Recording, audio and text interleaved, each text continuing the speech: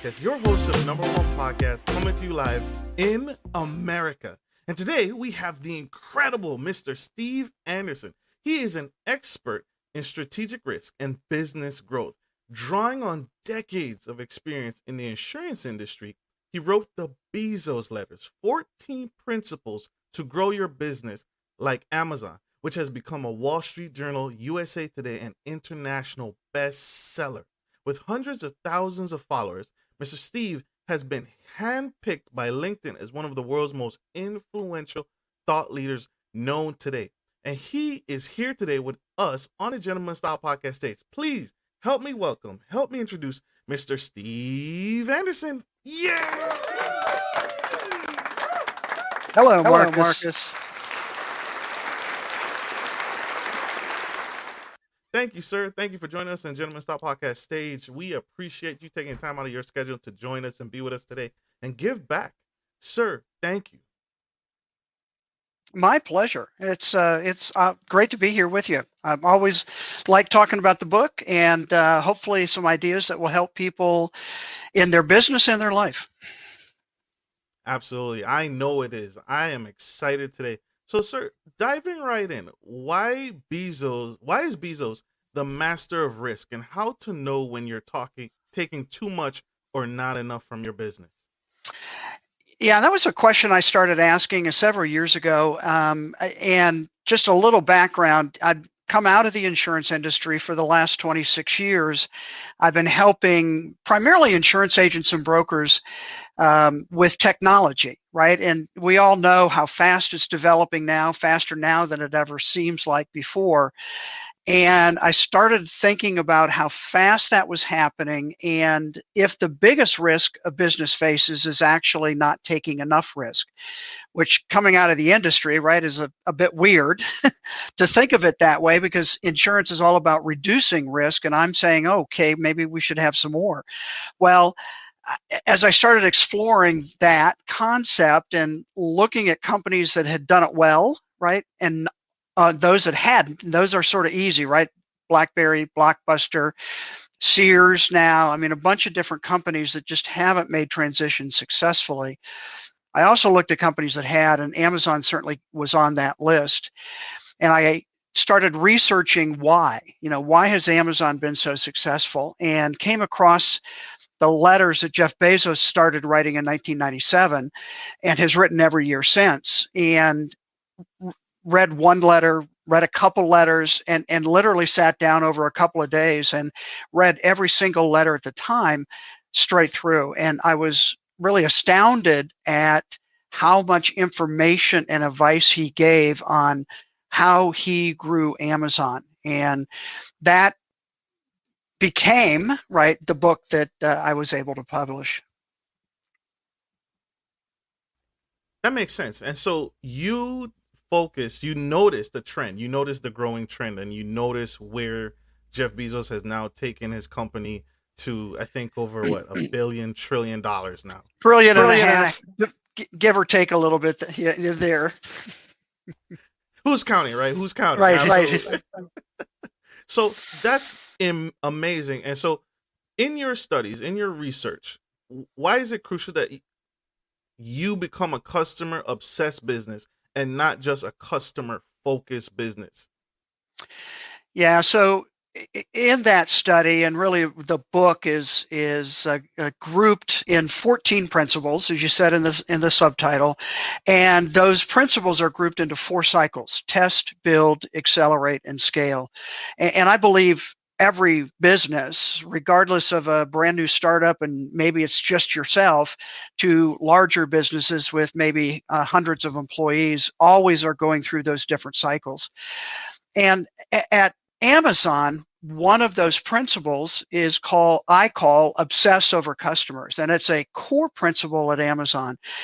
And I think, we have to be careful not to just go, oh yeah, I know customers are important. But a lot of companies, focus on customers, have great customer experience, want to have a good customer journey. But at Amazon, they take it to a different level when they start talking about obsessing over customers. And that's the twist, I think, that's different. And if you look at Amazon's growth, one of the key factors is, and this is a phrase Bezos uses a lot, we invent on behalf of the customer. And so they're always looking for ways to enhance the experience and to reduce the friction of dealing with Amazon. So I ask people all the time, why do you shop on Amazon? And I assume a lot of people do. Not everybody, I get that, but why? And almost always the answer is, it's easy. Yeah, me too. Yeah. It's easy, right? And Amazon has spent billions of dollars to make it easy. And that obsession is part of their focus. And the other way he describes it is we are customer obsessed, not competitor focused. So they don't actually really care about competitors. They pay attention like they should, but it's not, what are my competitors doing? It's, what are we doing on behalf of the customer? And what are we inventing that's new? And competitors, if you really watch the news, are focused on Amazon, not their customers. Amazon's focused on their customers first, and maybe they think about competitors. So again, those are just some core principles that they've applied really over the last, 27, almost 30 years now.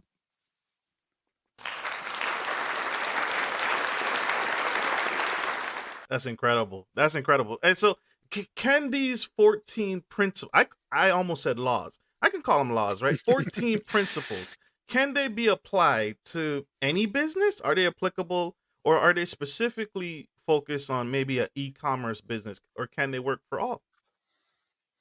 Well, I'm convinced they can work for all, whether it's e-commerce or traditional retail or restaurant, or, and in fact, we had one review on Amazon of the book, and it was not a 5-star review. I'll say that. I think it was 1 star, and the person said, I have a ice cream store, ice cream business, and I don't see how this applies to me. Well, and I wanted to write back and kind of go, okay, let's think about some of those principles, right? Principle number 1 is encourage successful failure.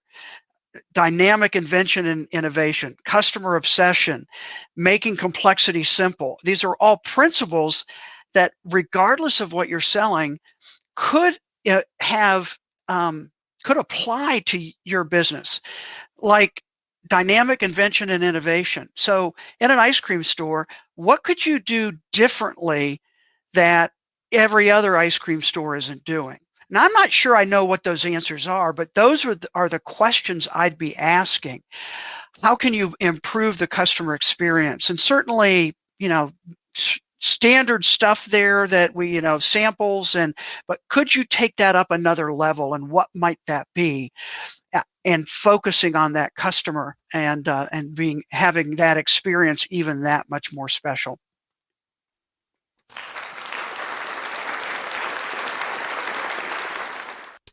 I love it. I love it. I love it. I love it. We are going to go to a quick commercial break, but I see your guys' questions. They're coming in. We're going to go to a quick commercial break. We have to pay some bills, y'all. We'll be right back. See you guys soon. Good day, podcast listeners. This is your boy, Marcus Norman of Gentleman Style Podcast Show. I wanted to let you guys know that we will be rolling out a new feature and adding a join sponsor button next to the subscriber button here at the bottom of your screen. Once you click the button, it will display 3 membership levels. Gentleman Gentry, which is our entry level, Duke Duchess, which is our season level, and the Emperor and Empress, which is our most sophisticated level, which you will receive unique perks and benefits at each differing level and gain access to our community tab. We will also be sharing polls, upcoming events, and interviews, as well as receive feedback from our sponsors directly. Your support helps me find new and exciting guests to bring to the stage live. Well, in order to get the higher end speakers, it requires, you guessed it, money. So thank you for tuning in to my channel And if becoming a sponsor sounds good to you, then select the join button below and choose your desired sponsor level. Let's continue to grow and serve the future of generations of men and women to come. Love you guys. Bye.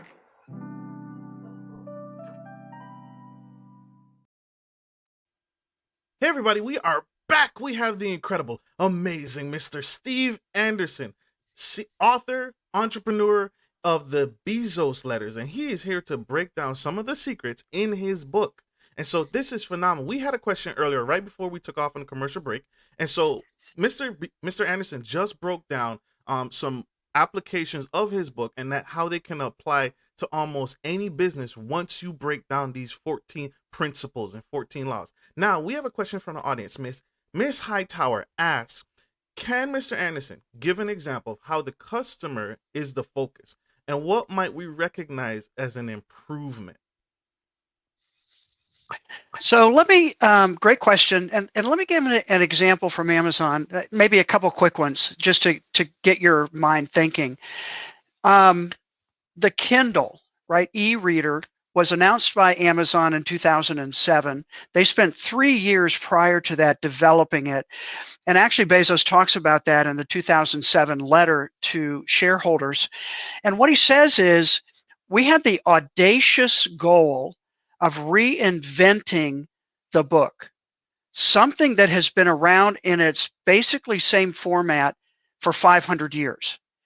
And we understood that we have to do something meaningfully different about the book. You know, just moving it to electronic wasn't quite enough. And we had to think about it. And what we realized is that when you read a book, actually the book disappears. And certainly if it's a good author, right, you're in the world, in whatever it is that you're reading, be that Harry Potter or, you know, pick your favorite, you know, mystery novel, whatever, and the book fades away. But they didn't stop there. All right, so they rethought what a book could look like. But they also then added to the book. You can take notes. You can highlight those passages, which I prefer now electronic because I can highlight those quotes and notes, and they're stored online, so I can go in and access them and pull them into Evernote or, you know, copy and paste them or do any of those kinds of things. So that's the idea of obsessing over the customer, right? What can we improve for the customer? Another quick example is, and one of my principles is make complexity simple. And I actually can tell you exactly where I came up with that wording for that principle. I was in my car listening to NPR, and this was a few years ago, just after Amazon purchased a company called PillPack. And it was a pharmacy company that specialized in people who had multiple medications to take and different times of the day. And so they packaged all those medications into one pack for morning, noon, evening. So you didn't have to count out your pills. My wife does that all the time, right, with the little boxes and stuff. This day, this morning, this evening. But they did it as a service. And so the CEO of one of the large drugstore chains was on there, and he basically said, you know, we're not worried about Amazon getting into the pharmacy business because it's more complex than they realize. And I literally in the car said out loud, that's what Amazon does, is make complexity simple. Let me give you another one real quick. Amazon has been moving into the physical retail store world. And again, they didn't do it until they could figure out how to be meaningfully different than other retail stores. So their first version was the Amazon Bookstore, and I won't go into great detail, but very different experience. If you ever have a chance to walk into one, it's good to see. Another one that I think is fascinating is their Amazon Go Store Geo. And again, not a lot of them yet, but they're building them out. And they created what they call just walk out shopping. And what that means is you go in, you scan it, the Amazon app to get into the store, and then the store tracks you. Cameras, sensors, and you start pulling things off the shelf, putting it in your basket, and you literally just walk out. Because what Amazon realized is the worst experience at a retail store is checking out. Even the self-checkout at the grocery stores, I hate, because they're never quite right? But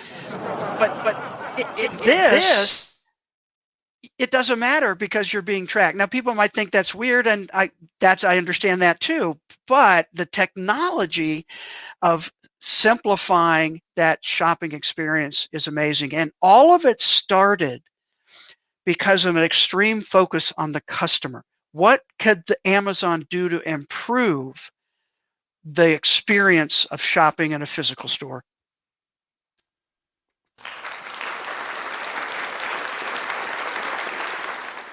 Very well thought out. Very well thought out. I hope that answered your question, Ms. Hightower. That definitely answered mine.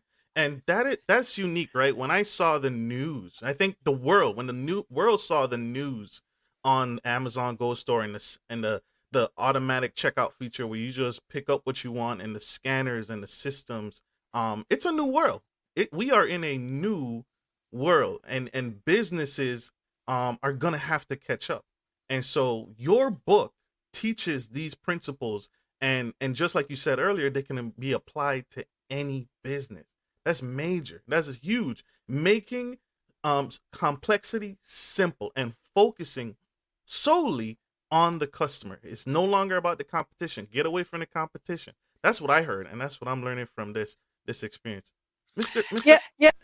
Let me also say one more quick thing on that, and the way I phrase it, think about, regardless of what your business is, think about how can you take friction away from the customer's interaction with you. And sometimes as business owners, we just go, well, that's just the way it is. Well, at Amazon, they don't stop there. They go, how can we improve it? And they may spend years trying to do it. But again, the goal is always focus on the customer first and making it easier and simple.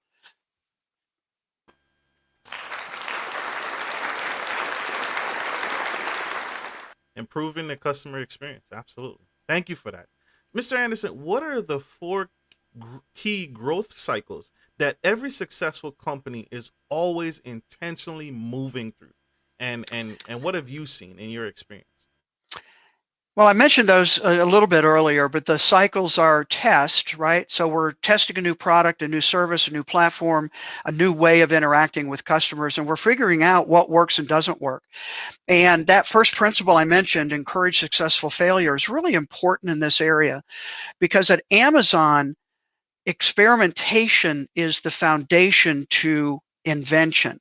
And failure and experimentation go hand in hand. Bezos understood the fact that if you're not experimenting, you're not pushing far enough and fast enough. But if you're experimenting, that also means you're going to fail. And so failure at Amazon's not a career killer.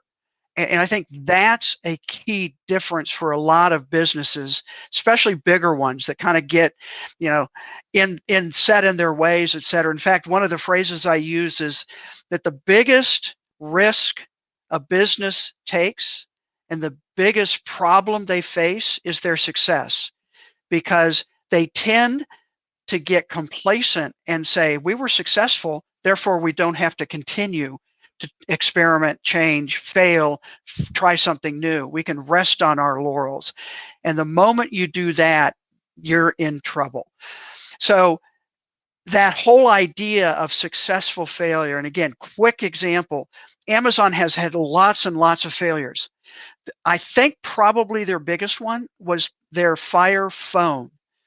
Now, most people don't even remember that Amazon actually created and released a phone. It was 2014, and honestly, at that time, I don't really know what they were thinking. And this was Jeff Bezos' pet project, right? He thought this would be great, but we already had an iPhone, we already had Android phones. We didn't need another phone that made shopping on Amazon a little easier. And at one point after the announcement, they took the price of the phone to 99 cents, and they couldn't give it away. At the end of 2014, they wrote off in development and inventory costs $178 million. Wow. Failure. Ouch. What was the success? Yeah, ouch, exactly. But where'd the success come out of that? 4 months after Bezos announced the phone, he got his first demonstration from their hardware team of a cylinder that would sit on a table that you could talk to, and it would answer your questions. What we would come to know as the Echo hardware, along with Alexa, the machine learning software that made it work. I think we can agree that has been a great success. Absolutely. Absolutely. And now it's worldwide, it's well known, and the Alexa, and now everyone is following the trend, right? Google is following the trend. Yeah, and I just have to demonstrate, I experiment with a lot of things myself too. So these are actually Alexa frames or Echo frames. So there's little speakers next to my ear, and I can talk to Alexa, ask questions as I'm walking around. I think they're a little dorky looking, but you got to experiment and see, well, maybe it'll work or not. But Sure. so again, they're always experimenting and testing, trying things, putting it out there, getting feedback. They may kill this and it may not go any further, or they may add it to their line of products they make available. Incredible. Absolutely, absolutely. We have one more quick commercial break, y'all. Stay tuned. We have the incredible Mr. Steve Anderson changing our mindset. That's where it all begins. Mindset. Shift the focus and shift the attention. We'll be right back. Stay tuned. I'm Marcus Norman, bringing fresh vibes to hot topics surrounding culture, relationships, business, finance, sex, dating, faith, and everything in between. Whether you're into passive income opportunities, trending topics and useful relationship tips, or dynamic guest speakers, there's something for everyone. You can expect all that and more every week.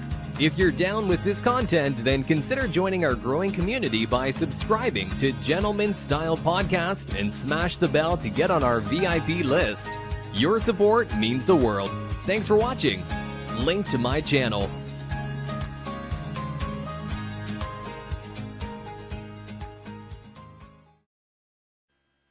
Hey everybody, if you're just tuning in, we have the incredible Mr. Steve Anderson, CEO, author, entrepreneur, and extraordinaire of the Bezos Letter. I couldn't think of the word. There was no word, probably hadn't even been invented yet, that could be used right now. And so, listen, this man is absolutely amazing. He's the author of the Bezos Letter, world-renowned and best known for the 14 principles, and I call them laws, of what Jeff Bezos put out in his words to his founders and CEOs and board members of how to do, in my belief, better business and how to survive and thrive. And this is what every business, Mr. Anderson just explained earlier, what every business can incorporate either some or all of these strategies in your business to do better business. And it's becoming overwhelmingly customer focused and focusing on the letters. Thank you, Mr. Anderson. Thank you for coming to the stage. This is major, sir. Can you explain to us what is the flywheel principle and why is that Amazon's secret growth weapon? So the flywheel, and again, it's in the build cycle, and it's called Understanding Your Flywheel, and it comes from Jim Collins' book, Good to Great. So the book was released in the fall of 2001. It's chapter 8. The chapter is called The Flywheel and the Doom Loop. What's important for that, one, it's a great book, been around a long time. It's probably sitting on your shelf somewhere if you've been in business or been a reader of business books. Go back and just pull it off the shelf, look at that one chapter. But here's how it impacted Amazon. Before that book was published, Bezos invited Jim Collins to a retreat of senior leaders at Amazon. And he spent a full day just talking about the flywheel. And the flywheel concept is, well, you think about a flywheel, right? It's usually a huge, big piece of metal, really heavy. You see them in factories all the time. It takes a lot of effort to get it going. But once you get that momentum going, then things just keep working. And so the flywheel concept is, what's the core thing that you want to do in your business? Well, during that day-long retreat, those senior leaders, they actually sketch out Amazon's flywheel. And at the core of that was growth. But the outside forces pushing that flywheel and keeping it spinning were several things. One of their key goals at Amazon is to have low prices, wide selection, and fast delivery. And the more people they could bring to their website, the more they could focus on all of that. Low prices, why? The more people that came to the website, the more leverage they'd have with manufacturers to get better pricing. And then the more leverage they'd have with shippers to get that stuff to those people in 2 days or less with Prime, right? Crazy idea, by the way, when it came out. And so that idea, in fact, Bezos thought it was so important to Amazon that he literally banned anybody from talking about their flywheel outside the company because he thought it was their secret sauce. And if you look today, in fact, there's a picture on Amazon's website on their investor relationships page, about that picture and how they drew it out. And if you look today, they're still following that flywheel and almost everything that they do.